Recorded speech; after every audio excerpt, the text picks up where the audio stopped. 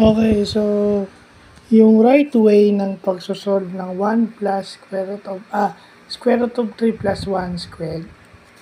So, kung gagamitin niyo yung tangent formula, tangent addition formula, at ang value is tangent 60 plus 45. Tangent tangent 45 at saka 60.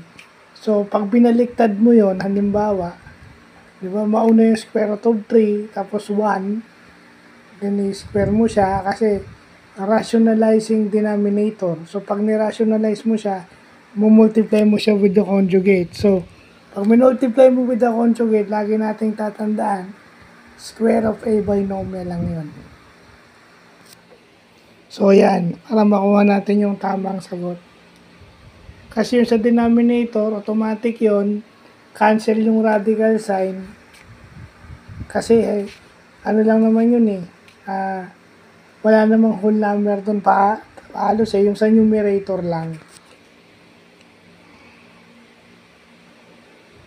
So, para makuha lang natin yung tamang answer sa numerator, pag yun ang given, ito na.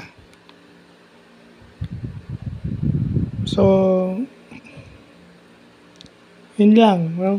Hinimay natin bukas yung mga nakalagay doon sa papel, lalagay tayo ng correct using wrong way kasi ang unang akala natin foil. So para may reminder lang ako kung paano ko sinolve yun. So ito yung tama. Nilipat ko na nga, ito yung nilipat ko. Kaso yung paglipat ko sa kabila, nilagay ko yung magkakasamang term.